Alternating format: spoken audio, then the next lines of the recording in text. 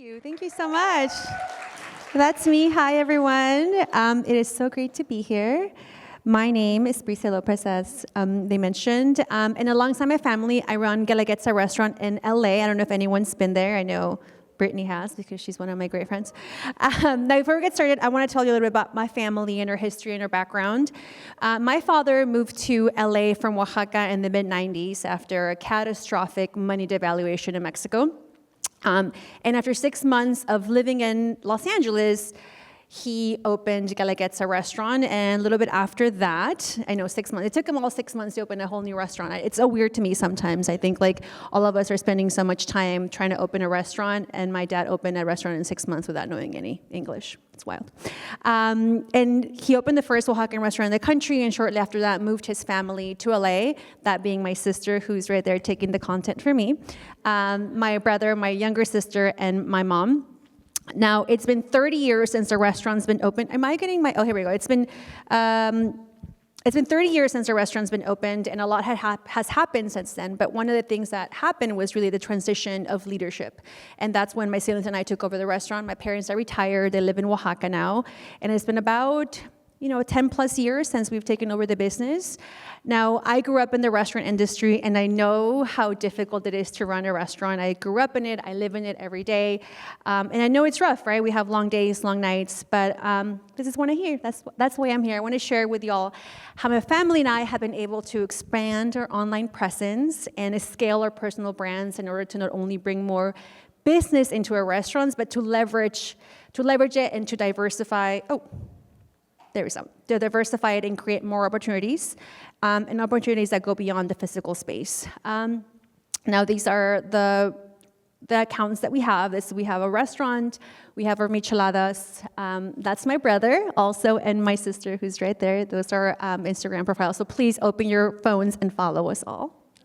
Well, now how do we do this, right? Well, for starters, I always tell people first thing I want to talk about how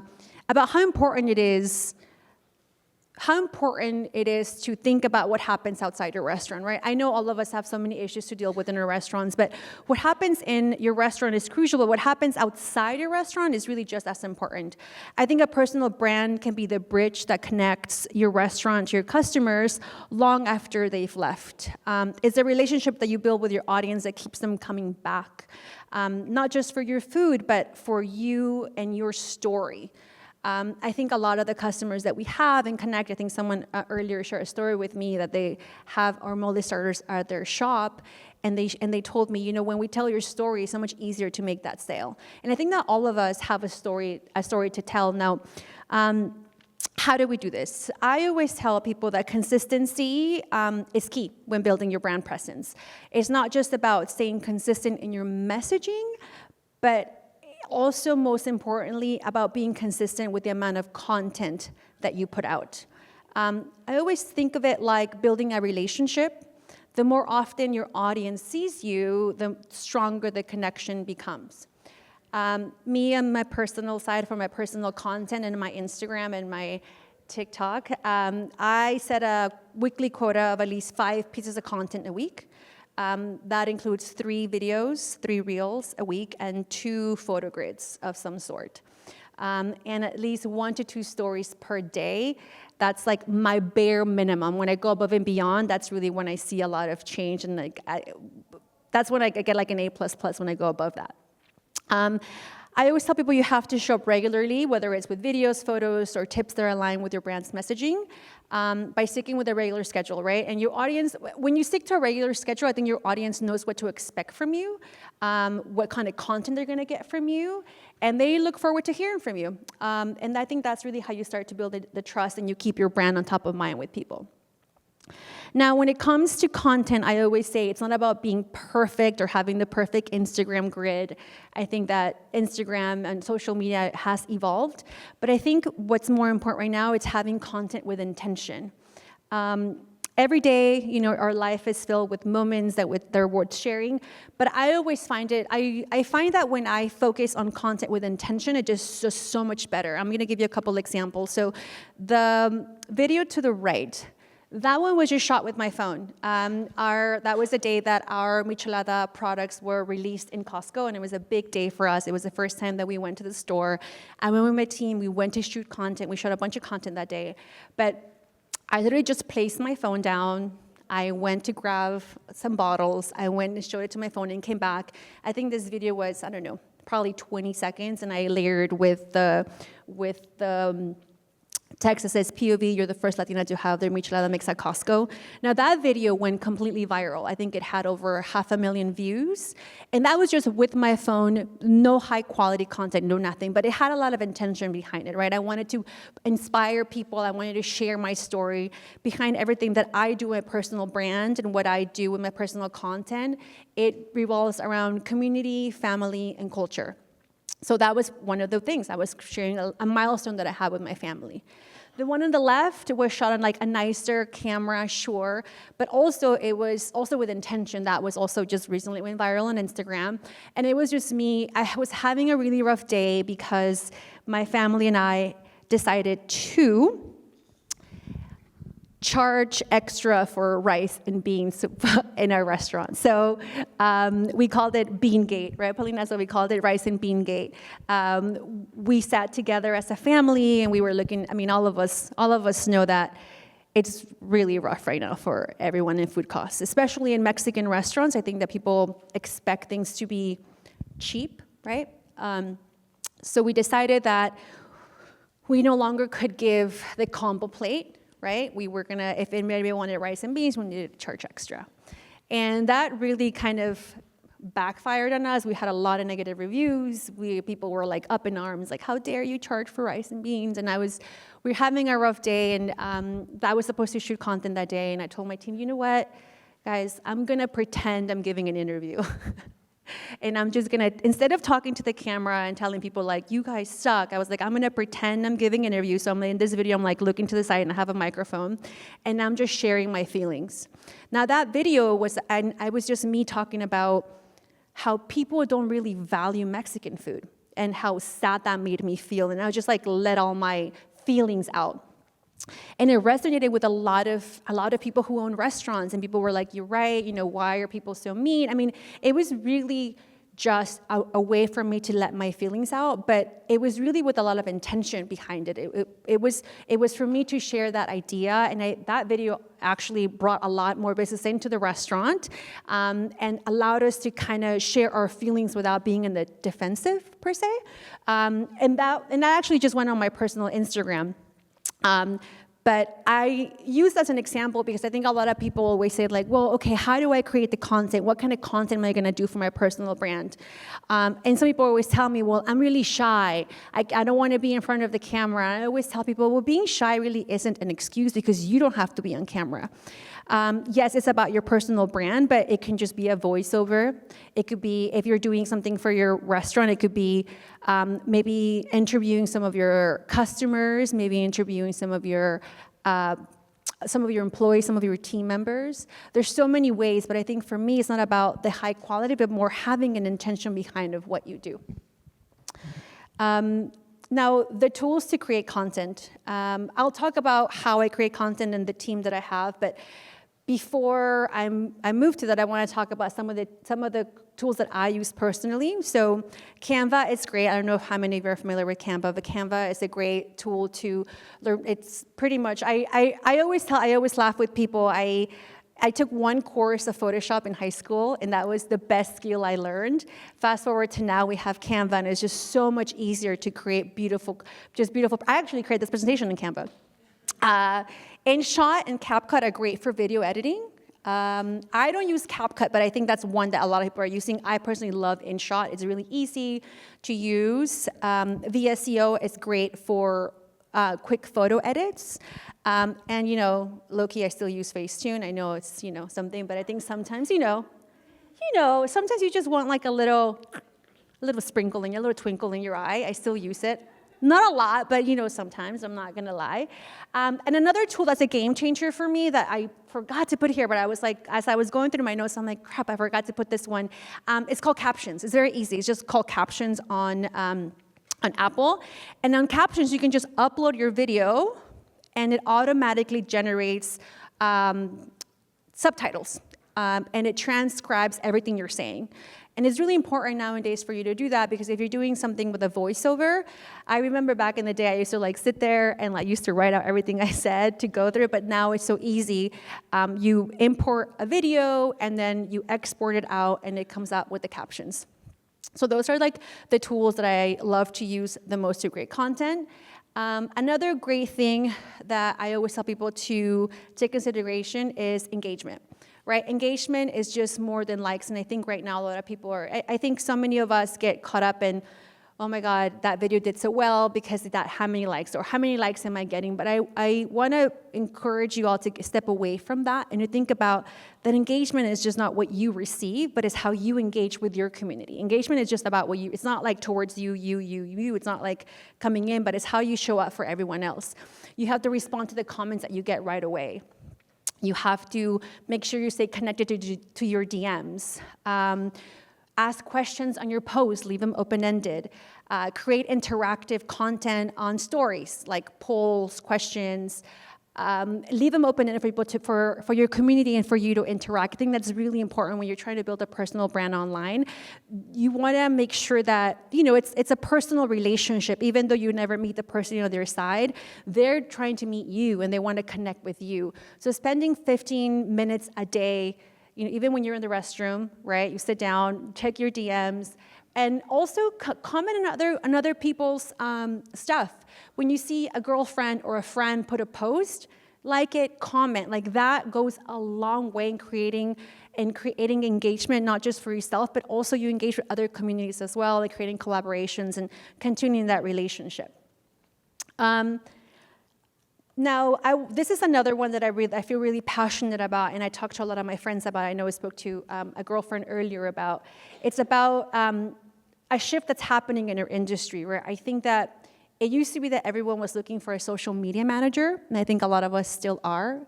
A lot of us kind of focus on like, who's going to manage my socials? Who's going to manage my socials?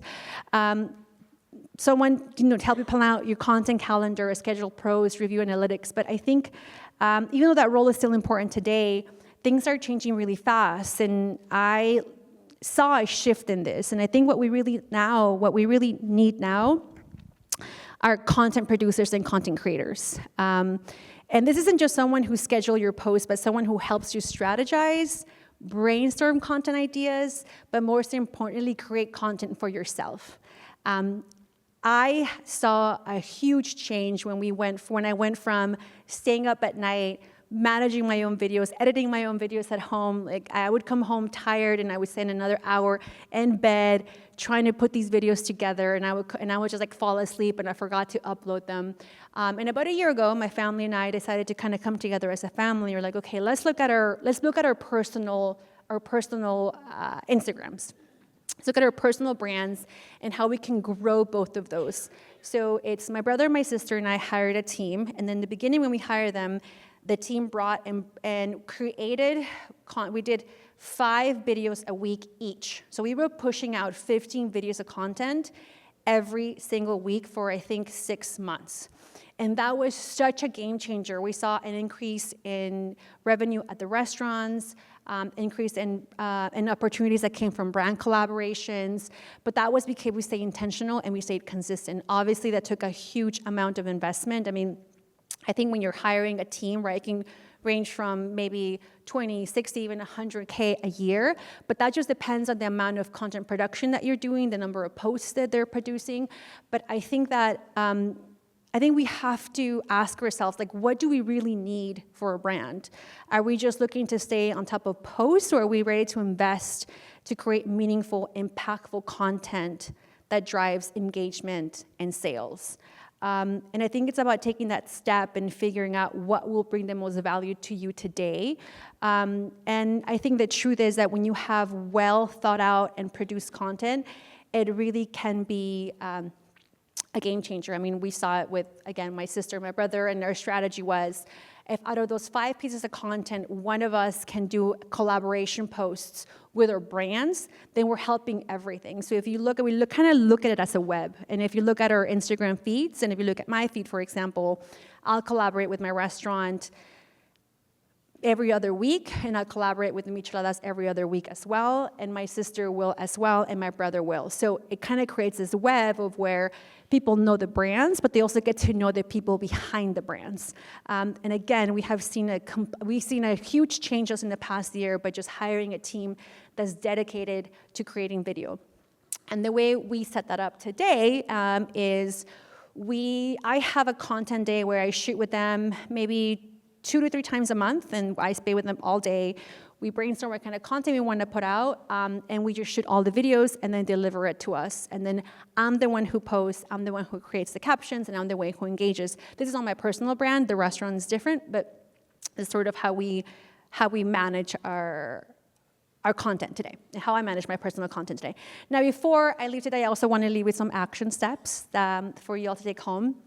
Now, when they asked me to do this presentation, I said, I want to leave people with something. I want them to know, I don't want to just be here and give you all the inspirational quotes and be like, yeah, girl, find your story, find your voice. Sure, do that. You do have to find your story, and you do have to find your voice. But here is something that you can do concrete, that you can take with you. Number one is defining your brand. 3 to 5 core values. Think of some things that you want to talk about, right? What's your unique selling proposition in one sentence? For us, again, I always kind of see it for my sister's community, right? My family and I are all about community. We talk about culture, right? And then my third C is commerce. So commerce is my Michelada brand, my restaurant. So those are sort of how I manage my categories of posting.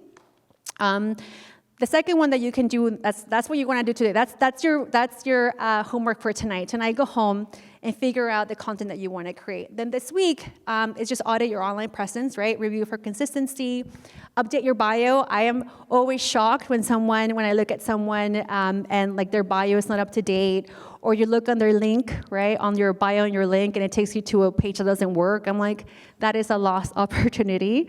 And also pin your top post. Right? Even if it's a really old post, but something that you're proud of, make sure you pin it on top, because it's always going to show on top, and something that you want to share with the world. Then you can create a content calendar, right? This is kind of when you get a little bit more in the more technical, but I like to plan out my content 3 weeks in advance. 15 pieces of content, videos and pictures. And this is when I also am a huge, I love ChatGPT so much. I mean, she helps me. She's my best friend, and she's my pet robot. That's what I say. But she helps me a lot. But this is where she can be super helpful. I think ChatGPT is a huge thing. We can have a whole other conversation about that later if you want to ask me. But it can be super helpful in planning out your calendar. Now, after you do all of that, I feel like in 6 weeks, then you take an audit and see, where do I need help? Am I getting better at this video editing thing? Am I enjoying it? I mean, there was a time when I really enjoyed editing videos, and I really enjoyed taking pictures, and I really enjoyed editing, and it was super fun. But it got to the point where I got burned out, and I realized I really need to hire a team to do this. But it's going to take time to get there. Now, every day, I always tell people, engage with your audience, kind of what I was talking about earlier. Make sure that you get to know them. Make sure that you're asking questions. Make sure that you answer your DMs. Make sure that you're reaching out to people. Make sure that you reach out to people that you love and admire. Track your progress every month also. See what's working, what's not. For us, I think for me, some of my most viral content in the beginning was me visiting Oaxacan grocery stores and Oaxacan restaurants, and we thought that did so well, which I'm going to start doing again, because I realized how much people were engaging with that and the sort of content they want from me. And also identify one person that you want to collaborate with. Right? And when you want to, but also I think when you reach out to people to collaborate with them, I always tell people, bring something to the table and bring ideas. Sometimes we tell people oh my God, girl, I love you, you're so cute, I'd love to collaborate with you. You're like, cool, let's do it. But don't wait for them to give you the idea. Show up with something to give them. But I think doing collaboration posts helps a lot too. We've done so many collaboration posts with wonderful women, with wonderful people, and I've created a lot of friendships that way. And I mean, I'm even today out of this weekend, I'm for sure gonna probably end up collaborating here with someone in a video. My sister and I, we're filming everything and then sending it out to our video team to edit for us and create some sort of cool content. But I think like when it comes to your personal brand, is really taking that audit of sometimes we think that it's not interesting. Maybe not to us because we're so in it, but believe me, when you step out of your sort of like take a step back, you realize, oh my gosh, like there's so many people that are interested in what I'm doing. We're in food. There's so many things that we can do. Well, I think I'm running out of time, and I want to leave some time for also Q&A later. But I think more than anything, before I leave, I want to say that at the end of the day, we are our greatest assets, and I think investing in ourselves is the best investment that we can do. So I know it sounds like a lot, but I think the best investment that I've made is just investing in myself, show up consistently, stay authentic, and always engage with intention. Thank you. So much, Bricia. And I have a quick question for you. We'll have more questions at the end, but when you're thinking about these collaborations, is it just about the person, or do you look at their followers count? Is there a transactional element a little bit to that, or not really? No, not at all. I think it's something, it's just people that you resonate with. I think a lot of, also, don't look at follower count.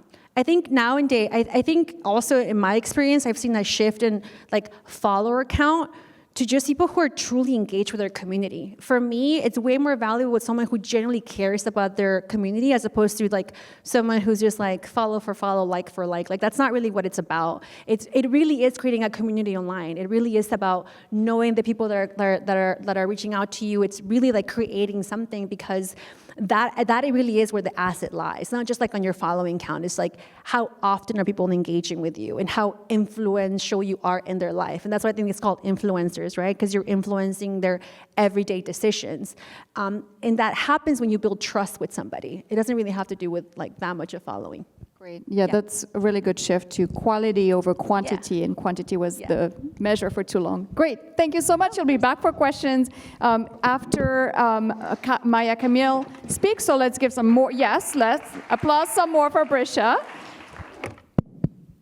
Good afternoon. Hi. So one note, I am a member of the deaf and hard of hearing community, so if I ask you the question, I ask that you please stand up and speak very loudly, because I rely on reading lips. So that means there's a little bit of participation happening here, yeah? My name is Maya-Camille Broussard, and I am the owner of Justice of the Pies. This beautiful building, just bought it in 2021 and renovated it. Yeah. Thank you so much. It is on the south side of Chicago in the Avalon Park neighborhood, so it's deep south.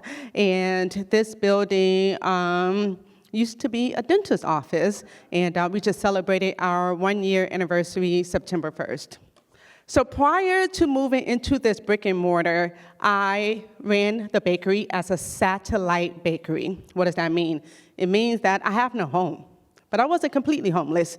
My kitchen was 250 square feet, and I primarily sold pies at farmers market and wholesale, and did some catering, like with corporate or with colleges. But this is really important. The fact that I was a satellite bakery is really important in terms of my overall story. Prior to owning the bakery, which is 2 blocks away from my last job as an art teacher at a school, 2 blocks away on the same street.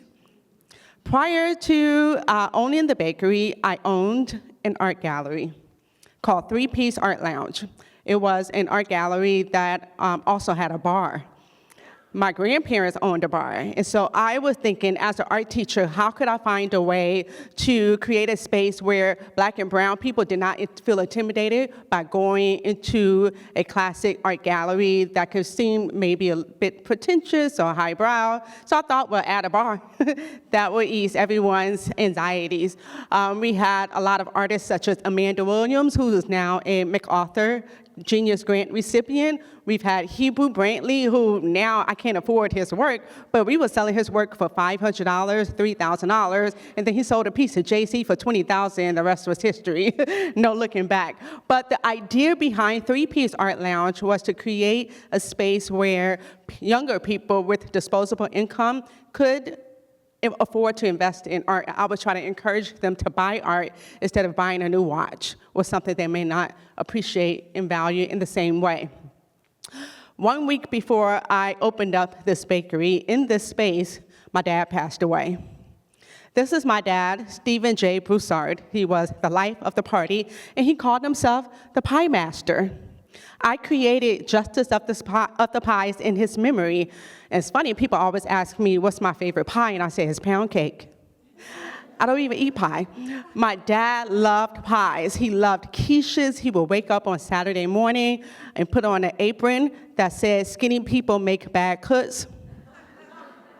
And he would bake up something that he deemed delicious. That's why he called himself the Pie Master. Keep in mind, nobody else called him this. But that was not my dad's day job. My dad was a criminal defense attorney, and so I created the bakery in his memory and called it Justice of the Pies because it had like a sort of a legal jargon. As a criminal defense attorney, my dad worked for himself, so he was also an entrepreneur, which means that his clients didn't always pay. Once I got a Doberman as a gift because the client had a dog and couldn't afford his bill, so he gave us the dog. I've gotten watches, we've gotten things. We've also gotten eviction notices on our door. But regardless of all of the hardship that we experienced growing up, my dad was really adamant about working for the people. He grew up on the west side of Chicago in the housing projects, and his whole purpose was to provide representation for people who grew up in the same similar circumstances as him. And with that ethos in mind, I wanted to make sure that my bakery was a social mission-based bakery. And so I created the I Need Love workshop in 2017. The focus of this workshop is to teach children who are between not ages, but the grades 5th through 8th grades, who have been affected by food insecurities. And they grow up in neighborhoods similar to the neighborhoods that my dad grew up in. And the reason why this is important to me is because my grandfather was an alcoholic and would spend his money on alcohol and buying drinks for everybody at the tavern instead of groceries. So that was the beginning of the generational trauma that persists in my family when it comes to food insecurities. I have food issues. My dad had food issues. My cousins have even bigger food issues. And it's all because my aunt and my dad experienced serious examples of going without. And so one of the ways, I can't cure world hunger, but one of the ways that I can contribute in a purposeful manner is to teach children how to be self-sufficient in the kitchen. So even if you don't have the food, if you have the skills, you're halfway there. So Justice of the Pies is an L3C. I know every state in the country doesn't have this designation, but that means it's a social mission-based business, and it's like an LLC, but people want to donate, but they still want that tax write-off. So in 2020, I created the Broussard Justice Foundation, and we recently received our 501c3 status. So I pulled back from doing the workshops just so that I could focus on hiring a consultant to build out the infrastructure of the nonprofit so that we can properly plan for fundraising. And with having the adequate funds, we'll be able to be more effective in bringing this workshop back with a bang. So my bakery is a social mission-based bakery based on my experiences with the generational trauma behind food insecurities. This building is my bakery. This building is also my mom's childhood dentist's office. It was very important for me to come back to the south side of Chicago. And it's been challenging, but we do have a lot of people who come from all over the world to visit. But it's challenging because this isn't in Chicago. If you're familiar with some of the neighborhoods, more attractive neighborhoods include River North or Fulton Market, which some people call Restaurants Row. I'm next door to somebody's house. You know, my street has nothing but bungalow homes where people have been living in there since 1968, and it's in a black neighborhood, and people are looking at me saying, you want me to pay how much for what? These are downtown prices. And I said, well, baby, I got downtown food costs. But it was important for me to inject private investment into a neighborhood that has a blighted corridor. And yes, crime does happen in my neighborhood, but that doesn't mean that it doesn't deserve an opportunity to be turned around. The Obama Library is 15 blocks away from my bakery. So I'm hoping that, I don't want gentrification to happen, but I'm hoping that other people will see the value in my blackity-black neighborhood and come and visit my bakery in this blackity-black neighborhood. And this is what I transformed it into. This is what it looks like when you take ownership of the space. Remember I talked about 3 Ps Art Lounge? I closed it after 3 years because we had a flood on Christmas Day. And I was devastated. And my mom said, oh, no, this is your dad's Christmas gift to you. I was devastated because I poured in personally $60,000 into somebody else's property doing plumbing. And that was why I treated Justice of the Pies as a satellite bakery, because I wanted to grow my community before I grew the space. If I grow the community and the following, then the community will come when I finally opened up the space. I refused to pour money into somebody else's property, but I wanted to work and save over time to buy my own. So ownership is very important to me, especially since my grandparents did not graduate from high school, but they built their own tavern from the ground up, and they owned it. They built their own house from the ground up, and they owned it. And that allowed my mother to go to med school debt-free. That allowed me to go to Howard University without having any student loans, because they had the wherewithal to create ownership. Migrated from the South with 9th, 10th grade education, but they understood the value of ownership. So who would I be if I didn't honor that legacy by not investing in this neighborhood that they grew up in and owning the property? Okay, so tell me 3 things you just learned about Justice of the Pies as a business brand. Please stand up and just shout it out.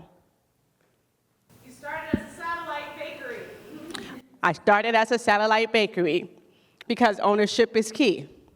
Anything else? Purpose you're building. You honor the legacy of your family and your neighborhood. I'm sorry, say that again? You honor the legacy of your family and your community. Yes, my family and my community and the legacy is important to me. You're a social justice, mission-based bakery. I'm a social justice mission-based bakery.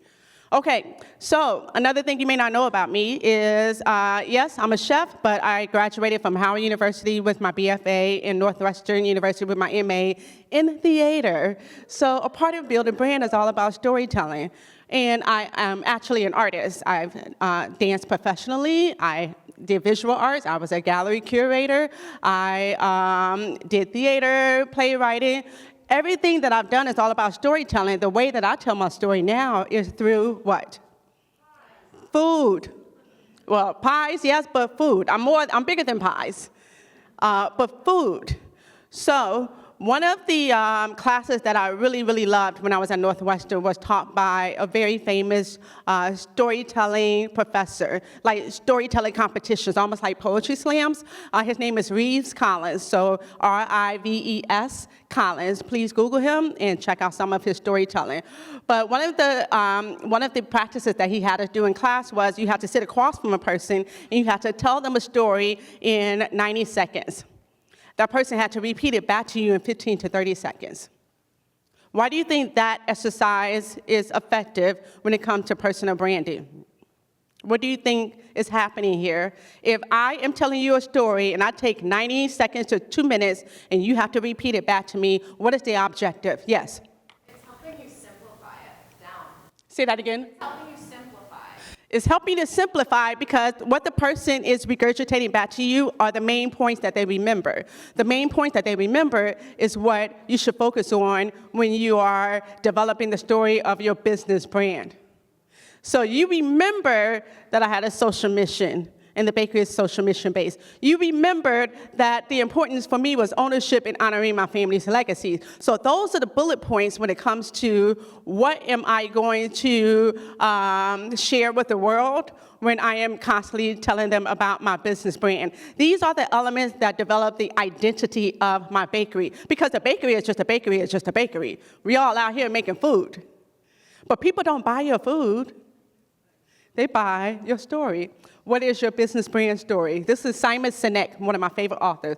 People don't buy what you do, they buy why you do it, and what you do simply proves what you believe. So they're buying into your values, they're buying into your story, they're buying into your mindset. I would highly advise that you pick up a couple of Simon Sinek's books. One of my favorites is Start With Why, and which really has a lot to do with building your brand's persona, or what people see about your brand story. Because if you know your why, then everything else is easier and it's more authentic. It's more authentic. Okay, so that's the business brand. Let's talk about mission and core values. We're talking about practicing culinary excellence. We all want to be excellent, right? But how do you tailor culinary excellence in a way that makes sense for the story that you are sharing? My culinary excellence may be, hey, I'm Black, and I own up to the fact that I'm Black, I'm a woman, and I'm a person living with a disability that grew up being consistently made fun of. So I have really tough skin.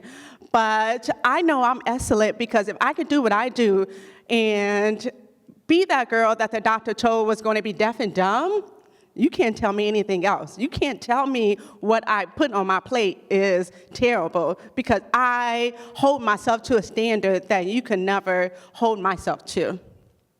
So my story about why I practice culinary excellence may be different from yours. It may be because you had 20 siblings or 19 siblings that you had to take care of in the ghettos of Paris. So you have responsibilities. So your culinary excellence is based on your responsibility to your family. Okay, social justice and community impact. Everybody doesn't have to have social justice or community impact, but people like it because it says that you care more about just yourself or just being a moneymaker.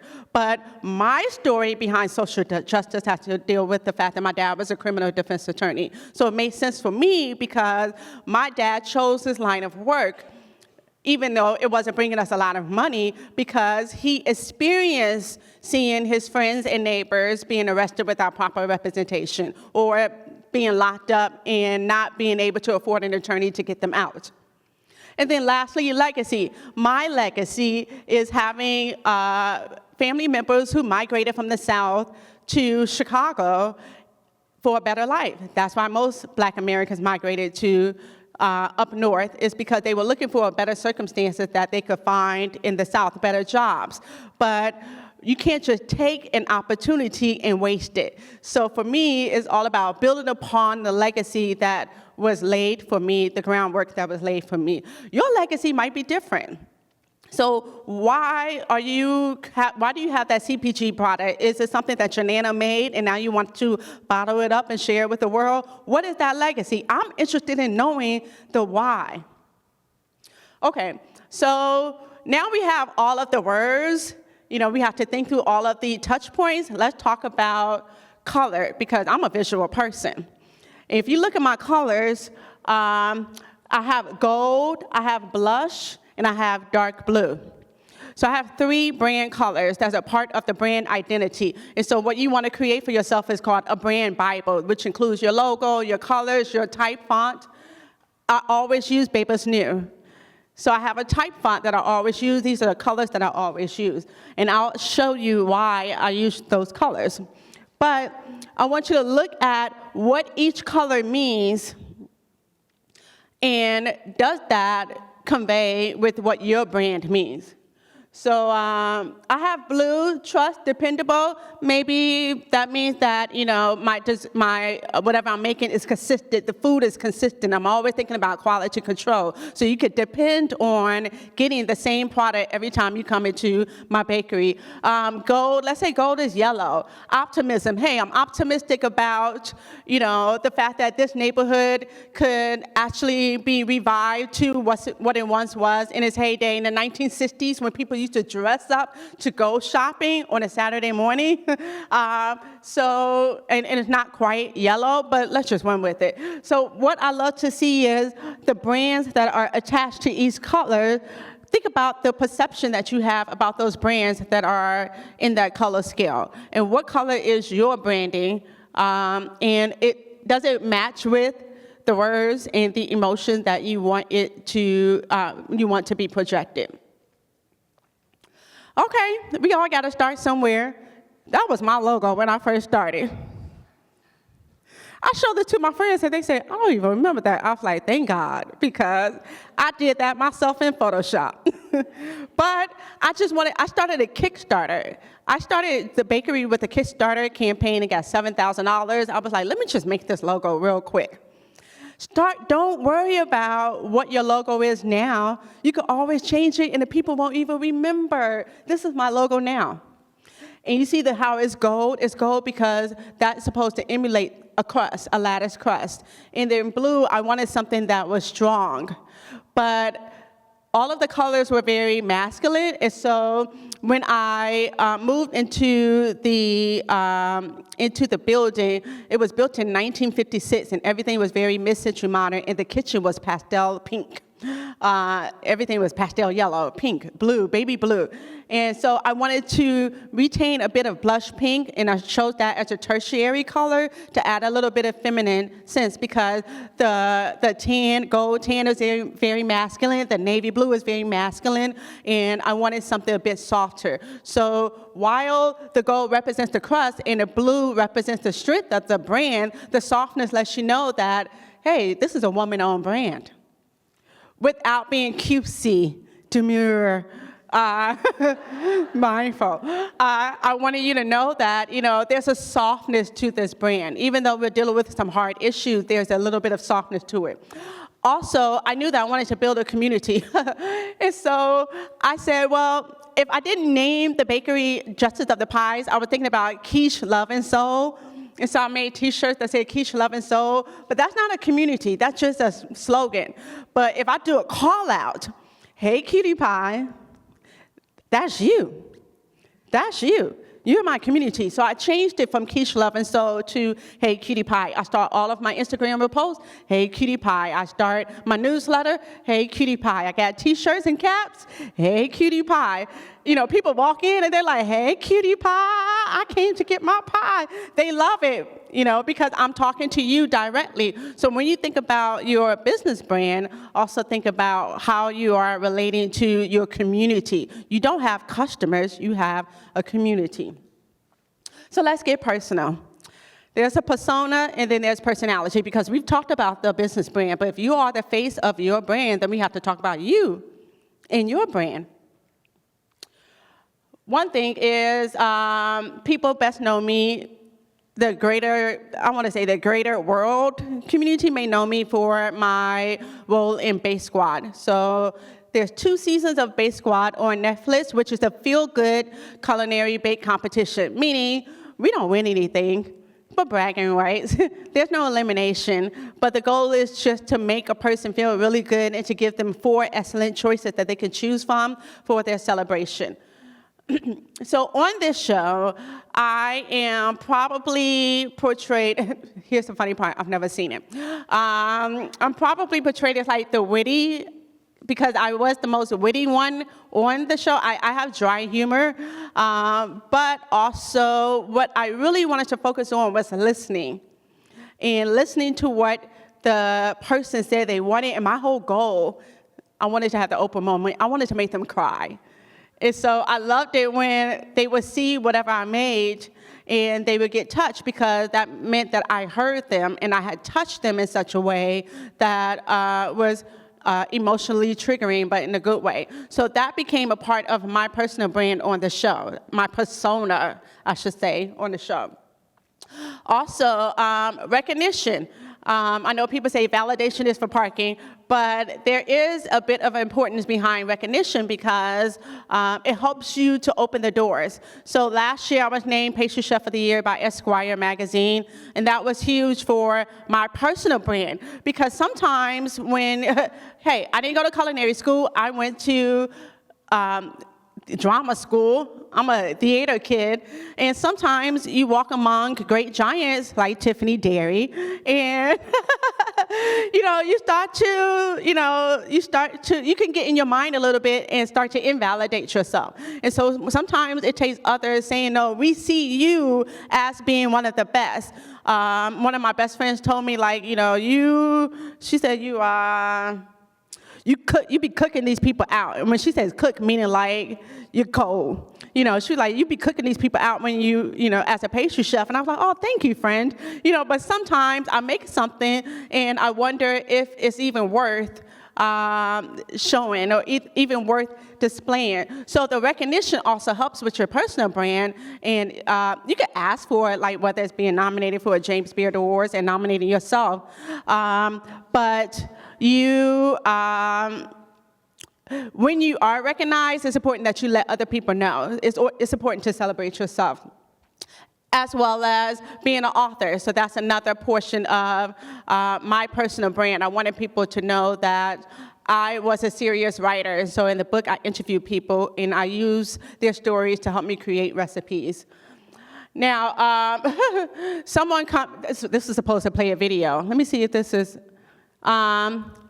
It's just a still. Someone actually commented on this photo, I came to see pies. I didn't come see you in your bra. And I responded, I do what I want. But basically, I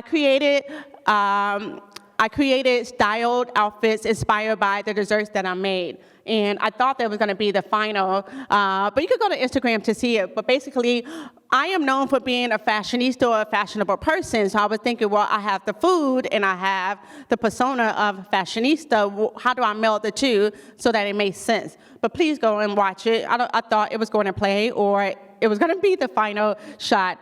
But you can see like the beginnings of the lavender lemon cookie, the beginnings of the outfit there. All right, so 3 things that stand out to you from a personal brand. Quickly. Yes. Come on. You're an artist. I am an artist, yes. First and foremost, I am an artist. Anyone else? Purposeful. Purposeful. Everything I do has to have a purpose. Anything else? You are a storyteller. I am a storyteller, yes. And the way that I'm telling my story right now is through food.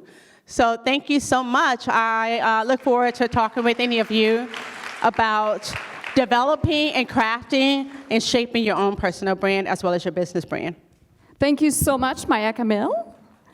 And now we're going to have Bricia join you back on stage.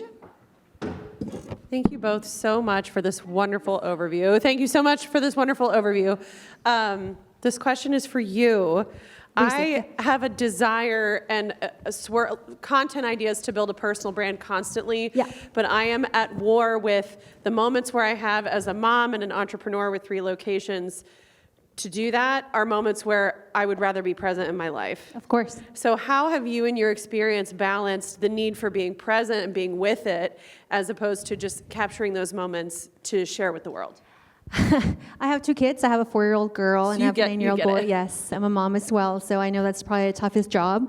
I have content days, and I think that's probably where it really was a game changer for me. I think there was a moment in time when my sister and I had this conversation where it's like, I mean, I could cry, when you think about like missing things with your kids and being a business owner. It's almost like a gift and a curse when you like want more out of life as a woman, especially when you're a mom, right? Because you're like, oh, but I wanted more. But it's like, but I also want to be a mom. And I think what really shifted with me was like having days where I shoot the content. But I think in the beginning, it's like anything. I think when you start any career, any journey, I always tell people when you open a new business, to start a new project, like the first 16 months, like you're in jail and you have to grind and you have to go. But after those 16 months are over, then you're able to like then delegate and just have like gain more of your time. But as far as like now, when I also co-parent, so I think when my children are with their dad, it's like kind of like I'm just like a machine, like I'm just grinding. I'm like so focused. And when I'm my kids, like I'm just with my kids. And I also have content with them. Like my son loves the kitchen. Like we've shot videos together. We did a video for the James Beards, and like it was fun. Like he loves it. My daughter, she's like, don't film me, and I'm like, I respect it. Like I don't. So I think it's just having a schedule works, especially when you're so busy. I don't know if that answered your question. Okay. I'm going to swap your mic just in case because it was fading. All right. Another question back there, yeah? Janelle's grabbing you a mic. Yeah. Okay, this is I think a more technical question because I think there are so many storytellers here in this room, and we have so many stories that we want to share, but we have businesses that we have to run and children to raise and life to live. I would love to hear more about any or both of your behind-the-scenes teams, how you're sharing assets, and like more of the workflow behind how the content is actually getting on the multiple platforms that it is. Is it, I mean, yeah, so. Could you both speak to what that looks like? You said, I send my content to my team. Are you texting it? Are you putting it in the Dropbox? Like more of the sort of nuts and bolts of like how the sausage gets packed would be great. Do you want? Can you repeat the question? Because I couldn't hear. No, it's fine. What are the nitty-gritty? So do you text your team? Do you use a Dropbox? Like, what are some of the logistics that you use with your team when passing content around? I'm like, what team? Me? I'm really terrible with Instagram. It's gotten to the point where I don't post on TikTok at all. My assistant might catch it and post it, but it's gotten to the point where I have to shift my focus to like classic hardcore marketing or like newsletters. People always say, oh, but your content is so good. It's like, yeah, but like you said, it's jail. You know, I hate it. I decided to tell my personal brand story in different ways because I really did feel like I was being held captive by the rigidity behind posting consistently for 3 times a week even. If I'm lucky, I can edit my videos and post for 3 times a month. I think what you said earlier about engagement is more important. So when I do post, I really do try to hit really high engagement marks because I just simply don't have the team. I only have 2 people that work with me in the kitchen, you know, as it is, and 1 person that's virtual, that's an assistant. So you got to work with what you have. I'll tell you a little bit what I did before I hired someone and now after. So before I hired a team, and I'll tell you about my team today, I would have kind of what you were saying, like you were not in the moment. I was always like, my phone was always with me. I was always taking videos all the time, and I would come home at night. Everyone was asleep. My kids were asleep. And I would just lay down and I'd be in bed, and I'm like, okay, cool. I'll open my InShot app. I'll import everything. And it was just, back then it was like, let's just do like small little snippets of whatever happened today. Or I'll do a voiceover, put it in captions, it'll export it, and having videos with captions make a huge difference with and without captions. Today, I'll tell you a little bit of how it goes today. It's a team of 2. We shoot content 2 to 3 times a month. They come over my house, or we'll go somewhere. They'll come to my office, or we'll do skits. Like, we'll have calendars. There's an app that they use, it's called Notion. I only use it with them and someone else. But in Notion, there's a calendar, and they'll literally update, like, this is the video you're gonna post on Monday, the video on Wednesday, the video on Friday, and they'll have it all set up for me. I will go in, I'll look at the video, and I'll always have edits. So I'll like call them and be like, I don't like the way like I said this, and that this makes no sense. They'll re-upload it. It's up to me to then download it, and I upload it. When I tell you, and then we have a shared Dropbox to where I just so now since I don't edit anymore, I'll edit like here and there, like if there's something that I really want, like I actually enjoy editing sometimes, it's like creative for me. But like, for example, I don't have a video team with me today, but usually when I travel, I always have someone local to shoot whatever I'm doing. So like, my sister's shooting right now video for me, I'll shoot video of her. We'll both upload our videos to Dropbox. The editing team will look at it, and then this video, this recap of Well Summit, probably be 2 videos, probably 1 video with my sister, 1 video of mine. We'll both in collab post, and then we'll have videos up already, their content. And I don't know if that answered your question, but like, and then like they'll suggest a caption, like in my Notion, I can show you later, like it'll be like, this is a suggested caption. I never use it. It'll just be like, oh, cool. I'll just like modify it to my voice because I want it to be from me. When it comes to the business side, like at the Guelaguetza, Micheladas, like that someone else posts that and someone else uses those captions, when it comes to my personal brand, I get very protective of it because it's me, right? Like there's no hiding behind, that's my restaurant, that's my brand, that's like me. So when I make sure that it's my voice. We're gonna do one final question, and then we will, I'm around too, if you guys don't know, we'll be around. reception. You have your hand up, Lauren. Who has the final? She has the mic. Hi, my name's Lauren. Maya, I'm just so rocked by you. I'm so inspired. Thank you for your brilliant presentation. Bricia, it's so nice to meet you. I'm wondering about scaling. I post a lot. I have people who I meet and I run into, and they're like, I love your Instagram. I follow you. It's so great. But I hover around 2,500 folks. How do you break through? Is it just consistency? Is it just the storytelling and being hyper niche? Because I believe that none of us is one thing. And so I'm also, what I would align myself with you, Maya, I'm good at many things and have many multiple interests and am an artist and all these other ways. But how do you scale? How do you build community online? I can build it in person in New Orleans, I'm doing it, but how do you do it online? I feel like you're excellent when it comes to like building the numbers and actually talking about like strategy when it comes to social media, if that's a conversation you wanted to have like later. I think more so my wheelhouse may be defining what your story could be, or that exercise that I was talking about earlier where you share your story with someone for 90 seconds and then they repeat back in 15 seconds what they retained from that. I think I'm better at talking with an individual and saying, okay, these are the things that jump out at me about your brand and your story. So I have 3 types of posts that I do. The first one is called this is the day in my life as a busy ass baker.